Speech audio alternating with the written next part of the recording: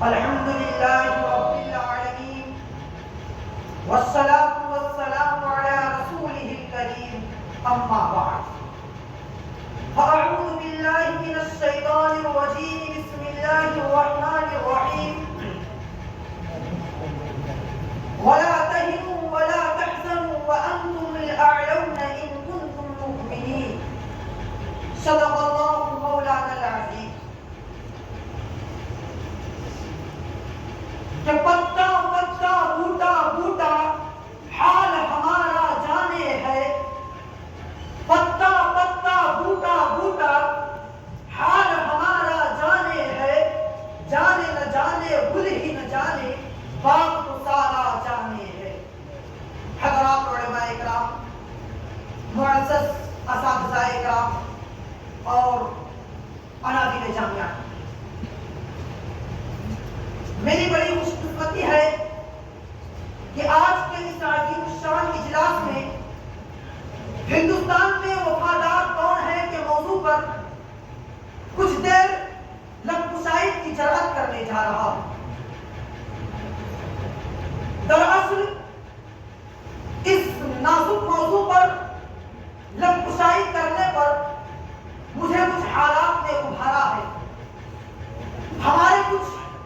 برادران وطن کے دل خراش کلمات نے آج مجھے آمادہ کیا ہے کہ حقیقی وفاداری سے آپ کو واقف کراؤں اور وفاداری کی راہ الاپنے والوں کے چہرے سے بھی پردہ ہٹاؤں. کہنے والے نے سچ کہا ہے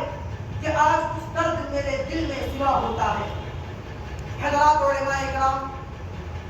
اور ملت اسلامیہ کے غیور نوجوان، اس وقت عالمی اور ملکی صورتحال اسلام اور اہل اسلام کے حالات کے اعتبار سے انتہائی بدتر ہو چکی ہے. پوری دنیا کی تمام باطل طاقتیں اس بات پر اکٹھا ہو چکی ہے کہ اسلام کے چراغ کو غل کر دیا جائے اور اسلام کی زیباشی سے دنیا کو محروم کر کے تاریکی کا نظام، ظلم و عدوان کا قانون، سرکشی اور اعنات کا ماحول، بربریت اور نفس پرستی کا بازار گرم کر دیا جائے. لیکن حقیقت یہ ہے کہ دنیا کے اندر جب تاریکی پائی جاتی ہے تو اس تاریکی کو دور کرنے کے لیے آفتاب کی زیباشی بھی موجود ہے. جب دنیا کے اندر ظلم و عدوان کی بادیں سموم چلتی ہے تو اس کو فروغ کرنے کے لیے رحمت و محبت کے بادل سے امن و محبت کا پیغام برستا ہے. تاریخ شاہد ہے کہ دنیا کے اندر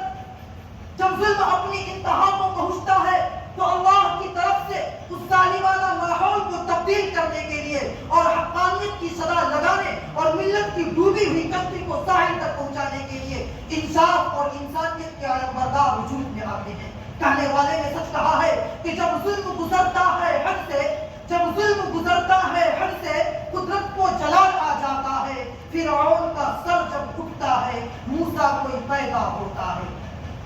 برادران ملت اسلامیہ، چونکہ وقت کی قلت دامنگیر ہے، اس لیے میں عالمی صورتحال سے قطع نظر اس ملک میں پائی جانے والی انارکی اور تشدد کو بڑھاوا دینے والے اور انصاف کا خون کرنے والے حالات پر ایک قائلانہ نظر ڈال کر گزرنا چاہوں گا تاکہ کچھ حقائق ہمارے نظروں کے سامنے آ جائے.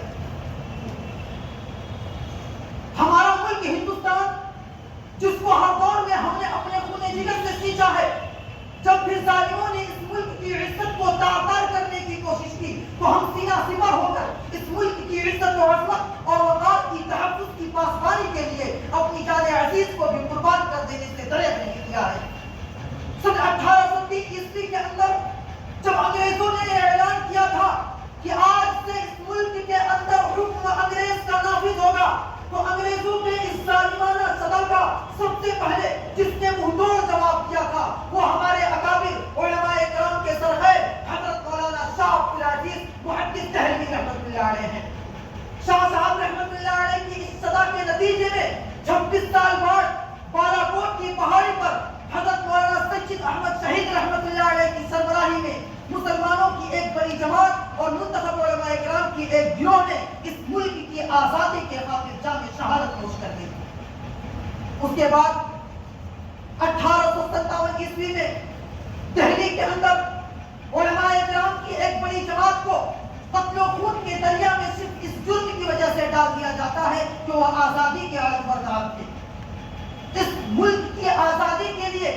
علماء کرام نے مختلف تحریکیں چلائی، جس میں سے تحریک ریشمی رومال کو نمایاں حیثیت حاصل ہے۔ حقیقت تو یہ ہے کہ اس ملک کے لیے ایسی ایسی قربانیاں انجام دی گئی ہیں کہ جن کے ذکر سے کلیجہ منہ کو آتا ہے، لیکن اس کے باوجود آج اس ملک کے فرقہ پرستوں نے اس ملک کے مسلمانوں کے ساتھ استحصال کیا، اور آج اسی ملک کے اندر ہماری وفاداری کا ثبوت مانگا جا رہا ہے اور مسلسل ہم پر غداری کا الزام لگایا جا رہا ہے۔ حاضرین مجلس، ہم یہ کہے بغیر نہیں رہیں گے کہ ہم پہ ایسی خطاؤں کا الزام ہے جن سے کوئی تعلق ہمارا نہیں، کہ ہم پہ ایسی خطاؤں کا الزام ہے جن سے کوئی تعلق ہمارا نہیں۔ آگ ہے دشمنوں کی لگائی ہوئی، ہم تو ناحق مصیبت میں ڈالے گئے۔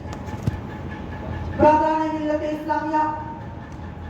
میں اس ملک کے ان فرقہ پرستوں سے سوال کرتا ہوں